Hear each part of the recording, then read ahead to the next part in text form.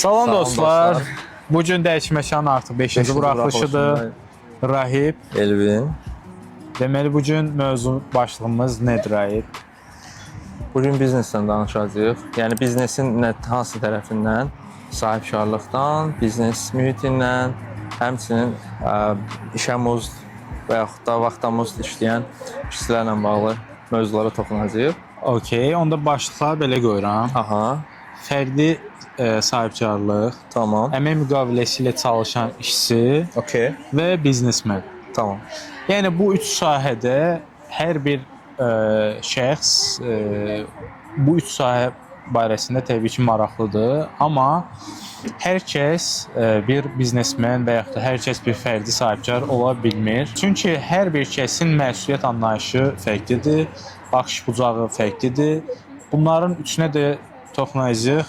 Ona görə mən ilk növbədə bir mühasib olaraqdan, rahibə ən çox da bu mövzuları bilən şəxs olaraqdan, işin hüquqi tərəfini bilən şəxs olaraqdan bir balaca hüquqi şəxs və fiziki şəxs barəsində qısa bir məlumat vermək istəyirəm. İzləyicilərimiz bu barədə biraz məlumatansın. Hansı ki, Elvin, fiziki şəxs dedikdə fərdi olaraq özünü təmsil edən, biznes fəaliyyətini həyata keçirən şəxs. Hüquqi şəxs anlayışı nədir? Hüquqi şəxsdə isə şəxsi ortadan qaldırırıq və bizi təmsil edən bir qurum, bir brend və yaxud da bir ad formalaşdırıb özümüz üçün əhatəliyirik. Çünki səni ifadə edən və yaxud da sənin firmaları ifadə edən anlayış hüquqi anlayış. Bir şəxs deyil də, subyekt. yəni əslində orada subyekti sən yəni misal üçün falan MMC. Okey. Yəni X1 MMC. Eynən. Bu bir artıq hüquqi şəxs olmuş olur. Yəni bu şirkətin adıdır. Bu bir hüquqi şəxsdir. Yəni bu canlı ətli buddur bir şey deyil, amma hüquqi şəxsdir. Eynən. Yəni O da bir şəxsdir, amma Bəli. bir sənin sözün ifadəsindən desək, artıq bir fərdiyyət yoxdur da. Sən qarşıma bir səs çəkmirsən ki, bizi ifadə edən budur. Orada biz anlayışı formalaşır. Amma axı fərdi sahibkarda, yəni fiziki şəxs kimi fəaliyyət göstərəndə bu anlayış ortadan qalxır. Okey, o şey tərəfinə toxunanda, məsələn, fərdi müəssisələr, şərikli müəssisələr, ortaqlıqlar anlayışı çıxır. Yəni fəaliyyət istiqamətinə görə müəssisələrin bölgüsü. Bu iqtisadi və mühasibatlıqla bağlı ədəbiyyatlarda belədir. Fərdi müəssisələr Elvin qeyd elədiyi kimi fiziki şəxslər. Şərikli müəssisələr bölünür. MMC-lərə bölünür, GSC-lərə, ASC-lərə bölünür. Bunlar anlayışdan açıq.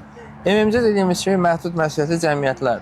Yəni burada səhmləri satılmır və məhdud səhmlərə sahib səhmdarlardan yox, ibarət. burada səhmdarlıq anlayışı yoxdur. Bu bir cəmiyyətdir. Səhmdarlıq ASC-lərdə var.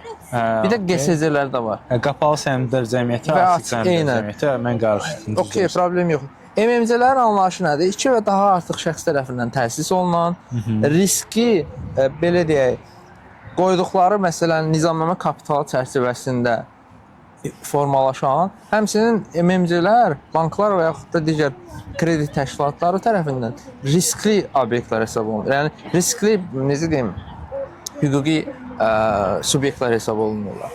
Yəni, bir çox hallarda əsas iflasa uğrayan biznes mühitləri MMC-lərdir. Yəni orada artıq risk var və banklar artıq onlara qarşı biraz məsafəli yanaşır. Amma vermir kredit, xeyr. Yəni kredit verir. ASC anlayışı nədir? Açıq səhmdar cəmiyyətdir. Burada artıq sənin dediyinə gəlir, Elvin. Bir cəmiyyət formalaşır, bir idarə heyəti var. Burada artıq səhmlər nizamnamə kapitalını formalaşdırır. MMC-də bir məbləğ və yaxud da bir aktiv formalaşdırır. Amma ASC GSC-lərdə artıq nizamnamə kapitalı səhm bölgüsündən aparılır. Məsələn, 1000-2000 səhm formalaşdırılır. Bu nizamnamə kapitalını əhatə edir və o satıla bilir ASC-lərdə. GSC-lərdə isə səhmdar cəmiyyətinin o yığıncağında alınan qərara əsasən istisna hallarda özgənimçiləşdirilə bilər. Məsələn, Azərbaycanda GSC-lərə misal dəmir yolları, Azərbaycan dəmir yolları qapalı səhmdar cəmiyyətidir. Yəni bunu hər hansı bir şəxs səhmlərini ala bilmir. Ala bilmir, amma ASC-də əgər yenə də orada artıq idarə heyətinin qərarı rol oynayır da. Sən idarə heyətinin daxilində sata bilər də, istər-istəməz yəni kənara verməyə bilər. Çünki bir çox ölkələrin timsalında yanaşsaq, Elvin, əksər məsələn bizneslər ailə biznesləridir və yaxud da dostluq, tanışlıq münasibəti üzərindən qurulubdur deyə başqasına vermək istəmirlər. Yəni artıq öz daxillərində bölüşdürürlər, öz istəkləri çərçivəsində. Belə, yəni mənim hələ ki toxunacağım bu qədərdir. Sözü sənə buraxıram. Okey, deməli biz bunun hüquqi tərəfini başa düşmüş olduq. Hansı ki fiziki şəxs kimdir, hüquqi şəxs kimdir? Çünki niyə iləriki mövzumuzun iləriki zamanında toxunacağımız mövzular barəsində ümumiyyətlə iqtisadi bir terimlərdən anlayış olmayan şəxslər üçün biz bu barədə məlumat vermək məcburiyyətində hiss edirik özümüzü. Çünki bir çoxlarımız bəzən bir sənəd gəlir, bir məhkəmədən və yaxud da hər hansı bir yerdən oxuyurlar, hüquqi şəxs falan filan bir şeylər oxuyurlar, amma başa düşmürlər, dərk eləmirlər ki, həqiqətən hüquqi şəxs nədir, fiziki şəxs nədir, bu anlayışı həqiqətən başa düşmürlər. Bizim mövzu başlıqlarımıza toxunaq indi. Deməli, hər birimiz, demək olar ki, hər birimiz əsasən də əmək müqaviləsi ilə çalışan işçilərin hər biri hər gün tezdən saat 8-də, 7-dən oyanıb işə hazırlaşan zaman hər birinin ağlına keçən sual budur ki, bu gün gedirəm, istefa edirəm və mən yenidən başlayacağam öz biznesimi qurmağa, falan bəhma. Amma o bir haşiyə çıxmaq istəyirəm. 72 saat ərzində heç nə eləmədinsə eləməyəcəksən. Yəni bu belə bir şeydir ki, insanlar həqiqətən bir çətinliyə düşəndə zənn edirlər ki, misal üçün biznes prosesi həqiqətən sadə bir prosesdir və yəni sən əgər bir bizneslə məşğulsansa, deməli sən bütün hər şeydən azadsan, özünə vaxt rahat bir şəkildə ayıra bilirsən, istədiyin vaxt oyanıb, istədiyin vaxt falan bəhman. Əslində bu belə deyil. Ki, çoxu biznes ilə məşğul olan insanlarla danışıb məsləhətləşsə, konkret inanıram ki, fikirləri budur ki, qardaş, biz əvvəl əmək müqaviləsindən işləyəndə bilirdik ki, bizim saat rejimimiz nədir və əmək haqqımız nədir? Əmək haqqım nədir? Və konkret risk payı demək olar ki, sıfırdır da. Yəni əmək müqaviləsi ilə çalışdığımız zaman. Amma biznesdə olduğu zaman isə və yaxud da ki, fərdi sahibkarlıqda olduğu zaman isə bütün məsuliyyət artıq öz üzərində olmuş olur. İndi aradakı bir fərqi izləyək. Fərdi sahibkarlıq və biznes. Bu fərdi sahibkarlıq nədir? Misal üçün, günümüzdə tək tapanca fırlanan məsəl üçün fotoqrafdır, bərbərdir və yaxud da ki, bu kimi peşələrin sahibləri tək bir şəkildə fəaliyyət göstərir çoxu zaman və təbii ki, onlarda qazanc limiti yoxdur.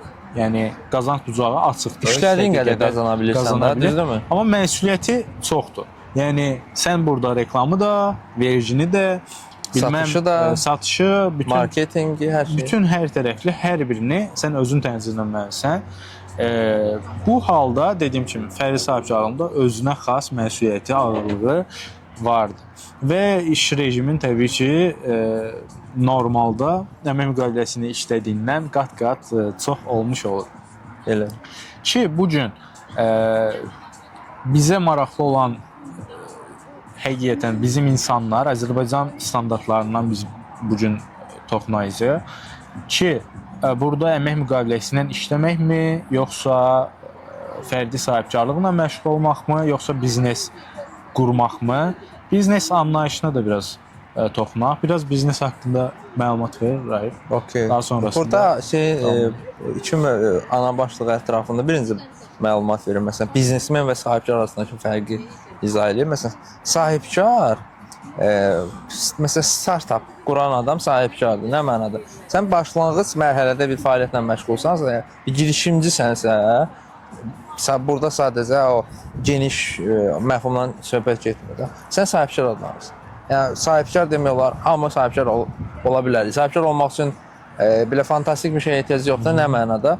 Biz Asan imza və yaxud da Sima proqramı vasitəsilə onlayn olaraq, yəni bir yarım saatlıq bir müddətdə artıq önümüzü aktivləşdirib fiziki şəxs kimi və yaxud digər formada qeydiyyatdan keçə bilərik.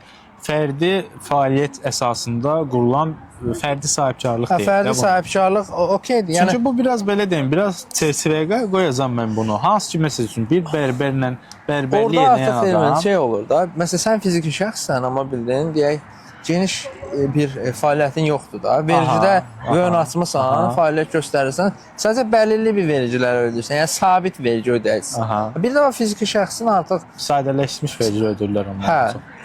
Sadələşdirilmiş dövriyyədən asılıdır, bir də fəaliyyət istiqamətinə asılıdır. Əgər dövriyyən 200 min manata qədərdirsə, sən sadələşmiş vergi ödəyirsən. Sonra sən avtomatik ƏDV ödəyicisi kimi qeydiyyatdan keçirsən və həmçinin mənfəət vergisindən keçə bilirsən. Yəni orada artıq seçim sənə buraxılır.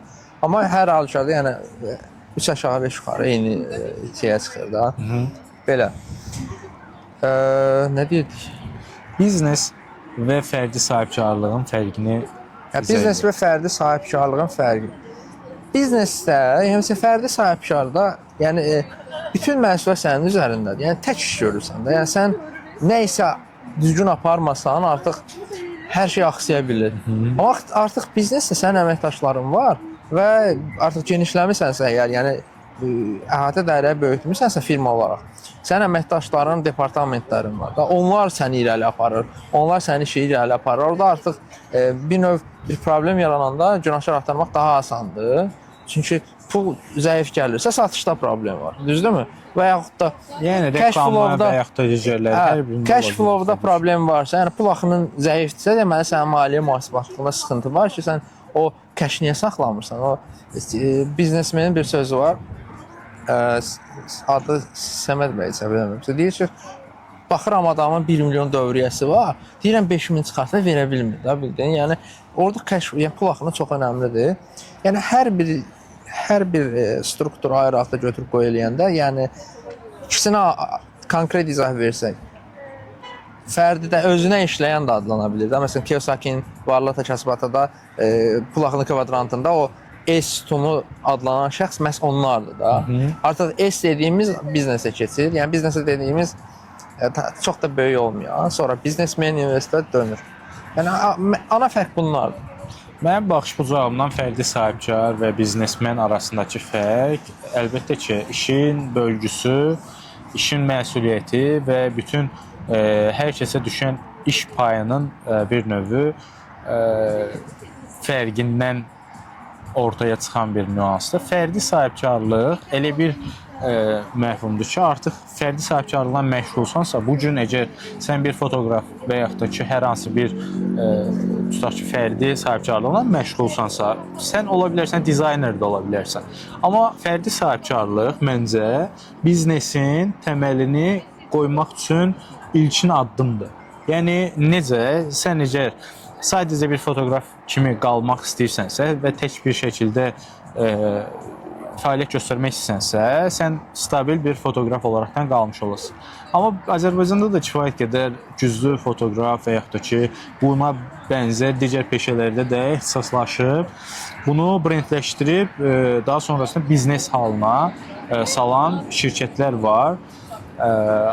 Adları çəkməyək hal-hazırda, yəni reklam olmasın deyə, amma ümumiyyətlə belə deyim, əgər biz bir biznes qurmaq istəyiriksə, mütləq surətdə məncə birinci növbədə əslində o sahədə əməkdaş olaraqdan mütləq ki işləməliyik. Daha sonrasında əgər biz fərdi sahibkarlığa keçməliyik, əgər uyğundursa, biz buna addım ata bilirik, cəsarət edib buna addım ata bilirik. Həm maddi aspektdən, həm mənəvi aspektdən. Çünki hər kəs hər zaman buna hazır hiss eləmir. Yəni hər bir kəs məsuliyyətli olmaq məcburiyyətində də deyil. Yəni hər kəsin buna maddi və yaxud da mənəvi gücü çatmaya bilir də. Amma təbii ki, biz keçən bölümlərimizdə də dediyimiz maliyyə azadlığına çatmaq üçün və yaxud da sosial rifahımızı yüksəltmək üçün mütləq ki, addım-addım inkişaf elətdirməliyik özümüzü. Ona görə də dediyim kimi, fərdi sahibkarlıq biznesə gedən uğurlu yolun başlanğıcıdır məncə. Və fərdi sahibkarlar təbii ki, tək başına işləyir, tək ona çatdırmağa çalışır, nə bilim vergisini, mühasibini, bilməm SMM sayəsini hər birini özü idarə eləməyə çalışır. Amma biznes artıq formalaşmış, brendləşmiş, bir marka adı almış, yavaş-yavaş artıq hüquqi şəxs formatına keçmiş, işçiləri artmış bir pozisyondur. Təbii ki, biznes qurmaq hər kəs üçün, belə deyim, birdən-birə biznes qurmağı tövsiyə eləmirəm. Məncə bir fəaliyyət görürsünüzsə, bu ticarət fəaliyyətidirsə, mütləq ki, hər hansı bir yerdə mağazada belə olmuş olsa, satış fəaliyyəti eləyin. Daha sonrasında bu sahəyə adlayın. Siz əgər bir misal üçün kafe shop işlətmək istəyirsinizsə, mütləq surətdə birinci növbədə deməli ofisiant olaraqdan orada işləyin, lazım gəlsə, misal üçün barmen olaraqdan işləyin ki, daha sonrasında bu fəaliyyəti necə apara biləcəyimizi həm texniki tərəfini oturda bilər. Həm də ki, arxa fonunu artıq əgər sizdə o menecing yaxşıdırsa, menecment yaxşıdırsa, arxa tərəfində necə idarə edəcəyinizi onsuz da qavrayasınız. Amma texniki tərəfi mütləq ki, bilməlisiniz ki, sabahları sizin işçilərlə olan münasibətlərinizdə də bunları tam olaraq tuta biləsiniz və yaxud da ki, hər hansı bir texniki problem olduğu zaman özünüz işin başına keçib fəaliyyəti davam elətdirə biləsiniz ki, o nöqtədə bir problem yaranmasın. Yəni iş gedişatı bu şəkildə irəliləsin. Başqa nə deyə bilərsən bu üç barədə? Başqa nəyə bildirə bilərəm Elvin? Deyək biz bir növ hüquqi tərəflərindən danışdıq, əsas izahları verdik. Amma mən deyək hər ikisinin riskli nə mənada çətin tərəflərindən danışmaq istəyirəm. Artıq şeydə biz necə deyək, mən artıq şeyə də toxunmaq istəyirəm. Elə hər üçünə də, məsələn, özünə işləyən, hardasa əməkdaş olaraq fəaliyyət göstərən və biznes sahibləri. Artıq əməkdaş olaraq çalışdığın müəssisədə düzdür, sənin yükün vəzifən qədərdir. Aha. Yəni sən o şirkətdə bir növ puzzle-ın bir parçasısan, amma bütöv olaraq yəni sən mühasibsənsə, mühasibin işini gördün. Sənin artıq məsuliyyətin oradadır. Düzdür. Şirkət dəyərləri, nə bilim, ümumi şirkətin bir nüfuzu və s. qorunub saxlanılır. Söhbəti o biznes sirləri var, o başqa məsələ. Amma artıq növbəti belə deyək, step olaraq əgər sən maaşlı işdən keçdinsə biznesə, orada risk şeylər var da, sən artıq riski öz çiyinlərinə daşımış olursun. Yəni burada bütün məsuliyyət, o puzzle-ın bütün parçaları sənsən və artıq vergiyə də sən cavab verməlisən, DSMF-si, statistikası və yaxud qida bənzəri fəaliyyət göstərirsənsə, qida təhlükəsizliyi agentliyi, orada artıq bir necə deyək, bir fəaliyyət yerin varsa fövqəladə halların bir nəzarəti, onun lisenziyalaşdırılması və s. Burada artıq o qədər proses kompleksləşir ki, bir növ çətinləşir. Düzdür, tədricən yoluna düşür hər şey, amma burada artıq müəssisə sənin üstə düşür deyə yorulursan. Yəni 8 saat, həftədə 40 saat işləyirəm, yorularam. Amma burada artıq səndə saat limiti yoxdur. Siz arxa plandasınız deyə bilmirsiniz. Biz Elvinlə videoların editi vaxtında gecə səhər özü 5-lərə qədər biz editlər eləyirik. Biz nəsə ortaya qoymağa çalışırıq. Yəni artıq sən özün üçün bir fəaliyyət, bir biznes qurursansa, yəni bir şey formalaşdırmağa çalışırsansa, bunun artıq saat anlayışı yoxdur. Yəni sənin gecə 12-də də işin ola bilər, 3-də də, 5-də də. Ta ki bunu sistemli bir hala gətirib. Sistemləşdirənə qədər, eynən. Sistemləşdirənə qədər. Sən artıq sistemləşdirdin, strukturu qurdunsa, artıq sən sistemdən yavaş-yavaş çıxırsan, necə çıxırsan? Delegasiya eləyə-eləyə. Pozisiyaları, vəzifə bölgülərini verə-verə, yoldaş, yəni əməkdaşlarla paylayə-paylayə və yaxud da əməkdaşın yoxsa ora bir əməkdaş yerləşdirə-yerləşdirə, artıq sən sistemin çarxlarını işlək vəziyyətdə qoyub, bir növ İşte mən də sənə dediyim şeydir, biznesin əsli təməlin bir növü oradan götürmüş. Orada artıq sənin rolun nə olur? O çarxları yağlayırsan da, bildin, belə kiçik-kiçik yağ damlalar vurursan ki, çarxda problem yaranmasın. Və yaxud da bunu da eləməyə bilərsən. Hansı ki bir icraçı direktor da CEO. Artıq mən genişlənəndən sonrasını nəzərdə tuturam. CEO təyin eləyə bilərsən, icraçı direktor müəyyən maaş, mükafat müqabilində artıq o işi idarə edir. Sən oradan öz necə deyək, dividend payından, səhmdara qalan vəsaitlə yəni kifayət qədər yaxşı fəaliyyət göstərə bilərsən. Bu o demək deyil də ki, məsələn sən CEO həddinə çatanda kiməsə həvalə eləməzsən, yox.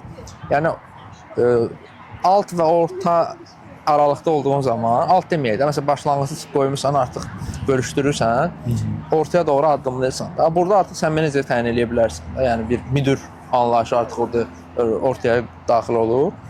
İşlərə həvalə edirsən, amma burada təbii ki, güvən faktoru çox önəmlidir.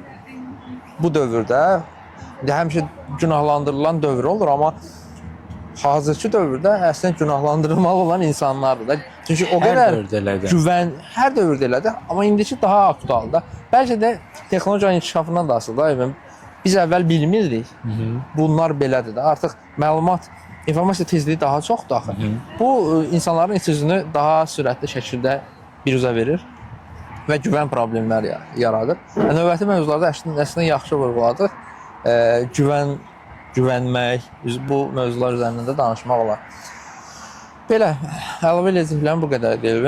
Deməli, əmək müqaviləsinin müsbət və mənfilərini sayaq ki, yoldaşlar hansı ki bu sahədə işləmək, bu sahədə fəaliyyət göstərmək istəyənlər, yəni bu müsbət və mənfilərini seçimlərini daha yaxşı edə bilsinlər. Müsbət və mənfilərini bilsinlər və ona uyğun olaraqdan öz belə deyim, individual seçimlərini eləyə bilsinlər. Müsbət tərəfləri nədir? Konkret maaşı vaxtında almalıdır. Bunun şirkət istəyir orada nə bilim pul tapa bilməsin, bu artıq sahibkarın öz məsuliyyətinədir. Sən maaşı alırsan vaxtında. Sən bəlirli bir iş saatın var və sənin məsuliyyətin çərçivəlidir. Yəni sən müasib işlə məşğul olursan, sən nə bilim dizaynla və s. Ay sağ ol.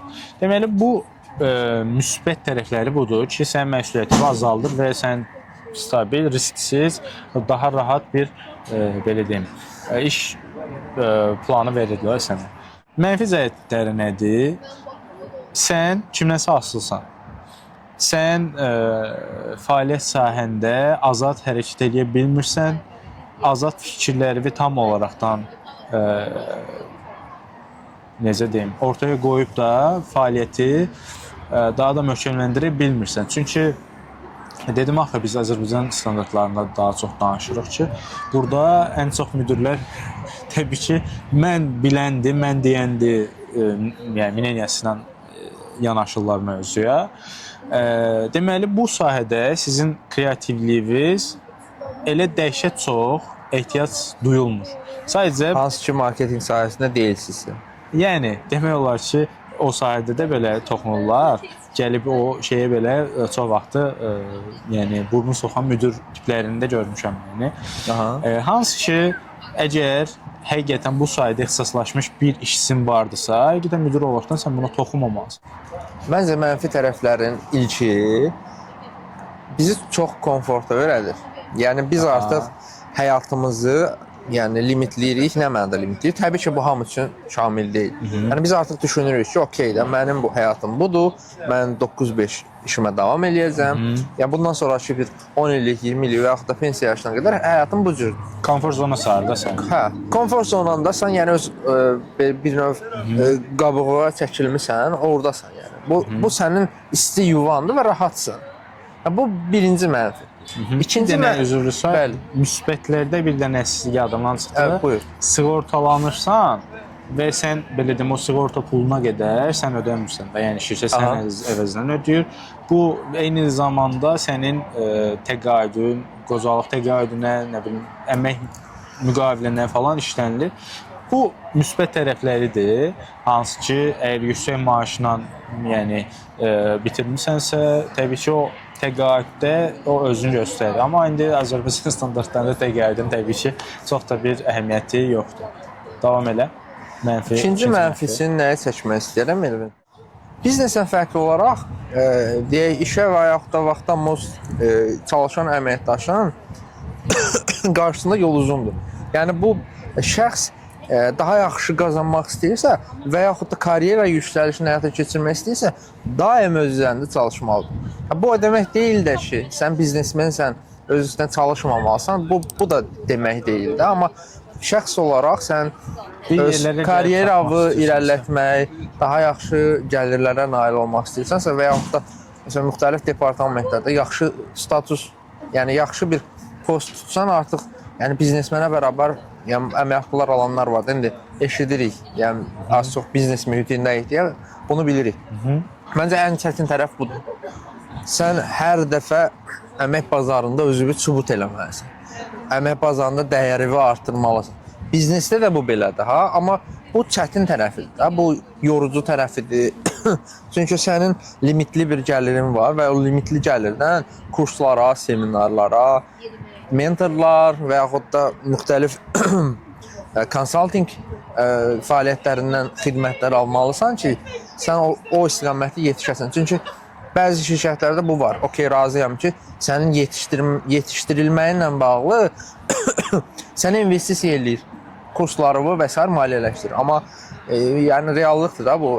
Əksər məsələdə bu yoxdur. Sənin yetişməyin üçün nə orada HR bir addım atır və yaxud da nə də başqaları maraqlı olur da sən artıq məsuliyyət o olur ki, sənə maaş veririk, sən özü yetişdir. Yəni yetişdirə bilmədiyin zaman da artıq sən sıradan çıxırsan. Yəni nə mənada sıradan çıxırsan? Əmək bazarında dəyərin düşür. Və yaxud da qoruya bilmirsən də dəyəri. Professiyanı hər zaman dinamik tutmaq məcburiyyətindəsən. Mütləq. Yəni bu mütləq və mütləq belədir. Üçüncü amil nədir? Artıq həyatınla bağlı qərar bəllidir. Yəni mənfi tərəfdir məncə. Yəni sən bir marketologsansa, marketologsan. Marketoloq kimi. Yəni sən bilirsən, bazarda da özünü tutursan yəni. Eynən. Sən 65-ə qədər marketologsan, yaxud da hansı ki biznes fəaliyyətinə başlayana qədər və yaxud da başqa bir fəaliyyətlə məşğul olana qədər sən busan. Yəni bu fəaliyyətlə məşğulsan. Yəni bəlirlidir artıq. Amma biznesdə bəlirli deyil axı. Sən bu gün məsələn bu biznesi qurarsan, böyüdərsən, inkişaf elətdirərsən, ya satarsan, ya bunu artıq sistemləşdirdin. Başqa birində qurarsan, fəaliyyət istiqamətləri eyni olmaya bilər. Digər bir məsələ nə ola bilər? Gəlir limitlidir deyə biz istirahətimizlə bağlı artıq 2 dəfə götür-qoy eləməliyik və yaxud yəni qazancımız limitlidir. Yəni misal üçün 1000 manat qazanırsa, ondan yuxarı sən ondan gələn ayda həm investisiya eləməlisən, həm xərcləri ödəməlisən. Yəni bütün hər şey və ayın birinin sonuna qədər davam elətdirməlisən. Digər bir məsələ nə ola bilər? Asıllıq. Həftə içi, yəni həftənin 5 günü sən səhərdən axşama qədər bir yerə bağlısan. Sən özünə demək olar ayrıca vaxt tapa bilmirsən. Məsələn, axşam artıq Bakı probkalar şəhəridir, yəni bilirsən. Probkada neçə saat səhər vaxtın gedir, axşam vaxtın gedir, ondan sonra artıq şəxsi işlər, yemək və s. ailəyə bir balaca vaxt ayırırsan, yatırsan. Həftə sonunda inandırım sənin bizim vaxtımız olmur. Yəni özün də bilirsən, vaxt ayırmaq olmur bundan bağlı. Vaxt məhdudiyyəti, qazanc məhdudiyyəti, bunlar məsələn önəmli faktorlardır. Bir də sosiallığın zəifliyir. Sosial bir mühitdə ola bilərsən, amma dəyişəndir bu. İş sektorundan dəyişir. Razıyam səndən. Amma mənim fikrimə görə bu belədir. Əksinə məncə sosiallığın daha çox olmuş olur. Nəinki fərdi sahibkar. Fərdi sahibkarlıqda da çünki sən insanlarla ünsiyyətdəsən deyə o olur, daha çox olur əslində. Mən səndən razıyam. Amma belə də şey var da. Axı biz özümüzü ortaya qoymuruq axı elə olanda bildin, sosial olaraq. Yəni hamı ilə də sosiallaşmırıq da o cəhətdən. Yəni belə deyim də bir iş ortamındasan, iş yoldaşların var və onlarla sən davamlı ünsiyyətdəsən. İstərsiniz onlardan bir dostluq və yaxud da iş çıxışı falan belə. Yəni nisbətən belə deyim, çoxu fərdi sahibkarın iş prinsipi öz üzərindədir. O müştərisi gəldi, onun fəaliyyəti tutaq ki da, nə fəaliyyəti bərbərdirsə sasını kəsdi, yaxud da ki, fotoqrafdı, çəkdi, ondan uzaqlaşdı, ayrıldı. Yəni təsadüfən ondan, düzdür, sosiallıq var, yəni insan kontaktdəsən, ünsiyyətdəsən, amma yəni çərçivə içində əmək müqaviləsində çalışan şəxs barəsində mənfi müsibətlər dedi, fiziki şəxs barəsində, daha doğrusu fərdi sahibkar barəsində nə deyə bilərik? Müsbət tərəfləri nədir? Müsbət tərəfi odur ki, qazanc limiti yoxdur. Bu sizin iş fəaliyyətinizin nə qədər sürətli, nə qədər aktiv getməsindən asılı olaraqdan bu dəyişir. Yəni sizin göstərdiyiniz xidmət və yaxud da məhsul nə qədər keyfiyyətli, nə qədər produktivdirsə, onun səviyyəsində sizin qazancınız da artıb gedə bilər. Yəni bir kataloq, bir limit yoxdur. Yəni qazanc hər zaman artandır. İkinci, fəaliyyət nöqtənizdə sizə əngəl olacaq hər hansı bir üst təbəqə, müdir və yaxud da ki, hər hansı bir şəxs yoxdur. Bu sizsiz. Yəni bu halda siz öz idarənizi özünüz eləməlisiniz. Yəni çünki bəzi insanlar öz idarəsini həqiqətən eləyə bilmir. Yəni fizikən sabah mən tezdən duracağam, yuxuda saat 9-da deyib də saat 11, 12, 1, 2-yə qədər yatan insanlar var. Hansı ki, yəni özünü belə fizikən idarə eləyə bilməyən bir kütlə də var. Yəni ki, bu bizim əslində komfort zondur, tənbəllik prinsipidir ki, çox tənbəl insanlar ümumiyyətlə bu sahədə çox uğurlu ola bilməyəcəklər, bunu deyim. Ona görə ki, bu iş fərdi sahibkarlığın təməlində dayanan şey disiplindir. Disiplin və davamlılıq. Yəni bu olduğu halda siz təbii ki, qazanclarınızı qat-bə-qat artıra bilərsiniz, fəaliyyətinizi böyüdə bilərsiniz, daha sonrasında keçid verə bilərsiniz, yəni biznes formatına brendləşə bilərsiniz, daha da əməkdaş sövq edə bilərsiniz. Hər bir fəaliyyətinizi yavaş-yavaş öz üstünüzdən götürə bilərsiniz. Yəni siz indi başlanğıc üçün təbii ki, bu çətindir. Başlanğıc olaraqdan çox çətin bir prosesdir. Deməli, bunun müsbət tərəflərini dedik.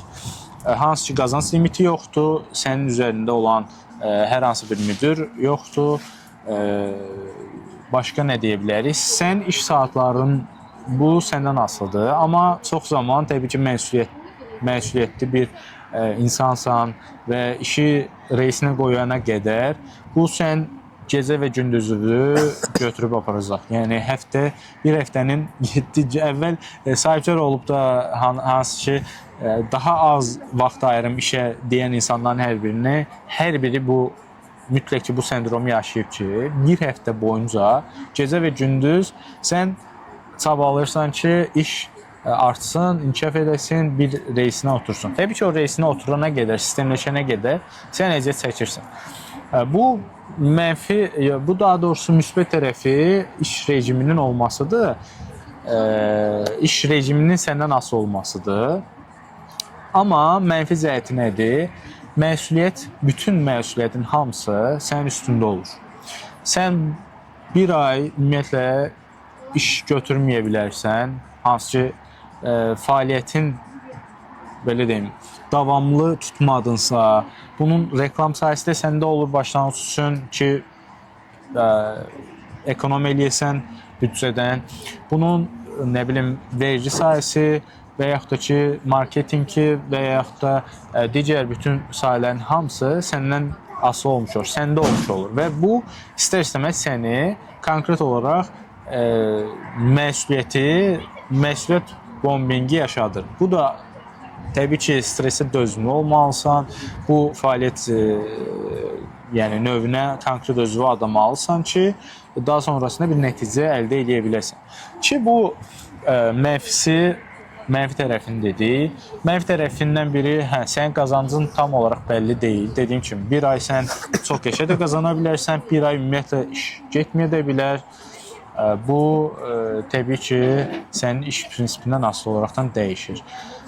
Daha sonrasını keçək sonuncuya biznesə, amma biznesdən qabaq bir dənə də müsbətini deyim ki, fərdi sahibkarlığı fəaliyyətini, yəni formalaşdırdığın zaman, reisinə oturtduğun zaman, bu sənə artıq bir biznesmen olaraqdan, biznesmen niyə gedən qapını açır bir növü. Çünki sən artıq fəaliyyətə, dediyim kimi, digər əməkdaşlar sövq etdiyin zaman, fərqli aparatura və yaxud da fərqli device'lar əlavə etdiyin zaman işin həcmi getdikcə böyür axı. Böyüdükcə də sən əməkdaşlar lazım olur, belə müsbət tərəfləri var.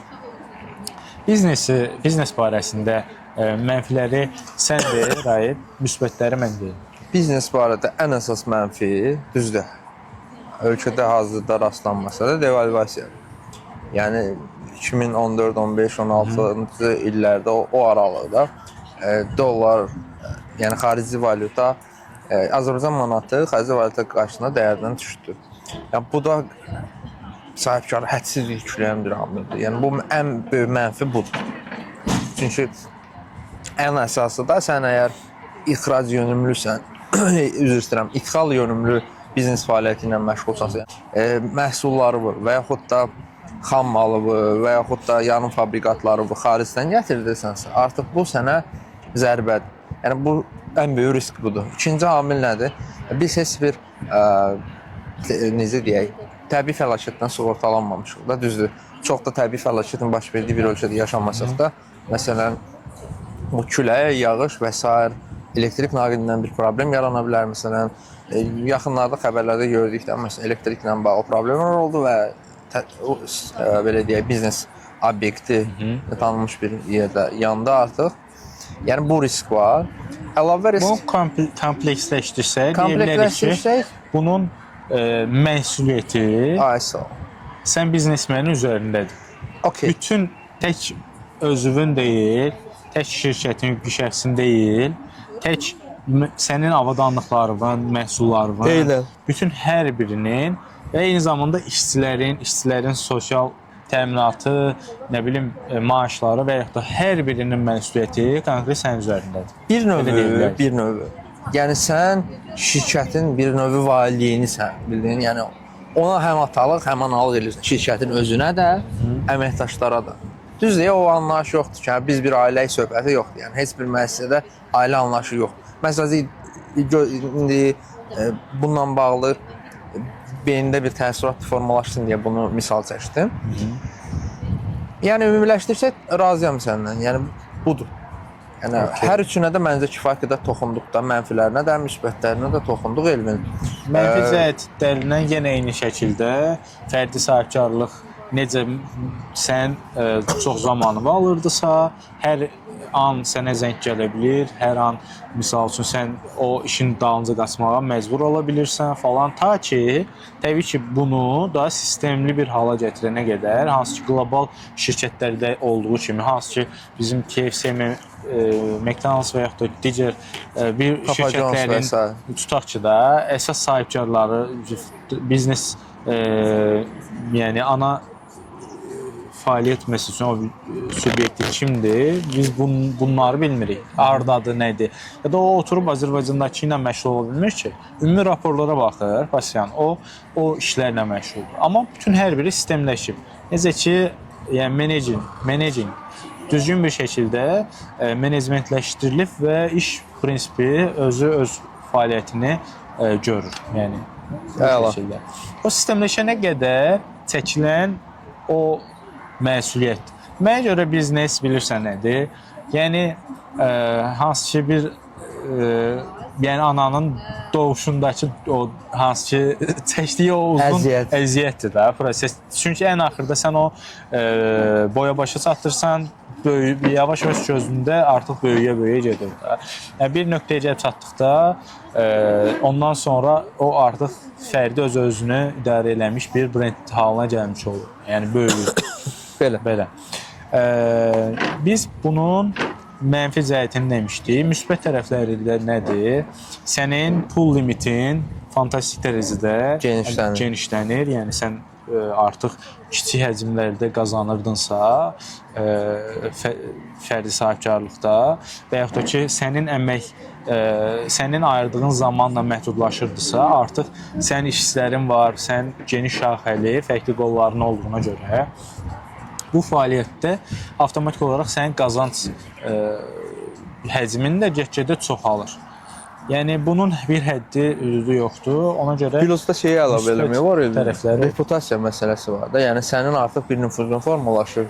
Əlbəttə ki, yəni burada artıq istər məsələn kredi təşkilatları olsun, istər ayrı biznesmenlər olsun, sənin işi genişləndirmək istədiyin zaman, bir ortaqlıq qurmaq istədiyin zaman artıq burada sən addım atdığın zaman qarşılıq görə biləcəksən, də bildin. Amma burada da o demək deyil də, hamı addım atacaq, qarşılıq görəcək. Burada artıq yenə də hər şeyin özəyi güvəndir. Əgər sən bir güvən formalaşdırmısansa, bir şəxsi brendingi ortaya qoymusansa, məsələn Elvin olaraq bazarda tanınırsansa, biznesmen olaraq, rahib olaraq tanınırsansa və yaxud da o güvəni oturtmusansa, yəni istər-istəməz sənin o sözə əlavə olaraq deyim, limitin yox olur da demək olar. Sən elə bil azad olursan. Belə, bu qədər. Mənfilərdən bir dənəsi də konkret ən başda əslində vurguladığın o nüansların hər biri daxil risk payı çoxdur. Çox böyükdür. Yəni sənin iflas eləmək kimi bir lüksün var. Daha doğrusu anti-lüks deyir də buna. Çünki sən hər an riskin var ki, sənin biznesin inflyasiya belə deyim nədir? Süquta uğrasın, konkret sən məhv olasın. Bir anda bitə bilər yəni sənin fəaliyyətin. Ona görə hər zaman düzgün bir şəkildə əldə tutmaq lazımdır. Ona görə yoldaşlar, son nöqtə olaraqdan məsləhətimiz deyək və yaxud da ki, tövsiyələrimiz bundan ibarət olmuş olar ki, əgər fəaliyyətə başlamaq istəyirsinizsə, biznes fəaliyyəti, əgər hər hansı bir sahədə özünüzü təkmilləşdirib də əmək qabiliyyətinizlə qazanc əldə etmək istəyirsinizsə, bir bərbər, bir fotoqraf və yaxud da ki, digər bir hər hansı bir əmək sahəsində fərdi sahibkar olmaq istəyirsinizsə, mütləq surətdə maaşlı işdən mənim şəxsi düşüncəm mütləq ki, maaşlı bir işdən başlamalısınız. O sahədə, o işin ən dibindən öyrənməlisiniz. Əgər bir dediyim kimi bir restoran, bir kafe, bir yer açmaq istəyirsinizsə, mütləq surətdə orada işin arxa fonunda necə getdiyini bilməlisiniz.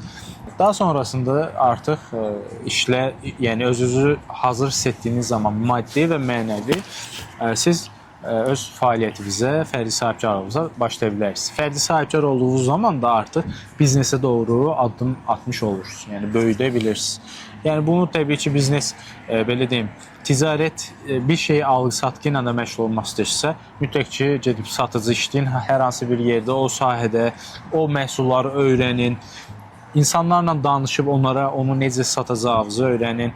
Yəni bir növü bütün maliyyə savadlılığınızı artırın, satış savadlılığınızı, marketinq savadlılığınızı artırın və bu fəaliyyəti bu şəkildə ardıcıl olaraqdan genişləndirin. Çünki birdən-birə bilmədiyiniz bir sahədə fəaliyyətə başladığınız zaman əksər şirkətlərdə bu belə olur, əksər insanlarda bu belə olur ki, bilmədiyi bir fəaliyyət sayəsində hər işdə başladığı zaman mütləq ki, çox qısa bir zamanda iflasa uğrayır.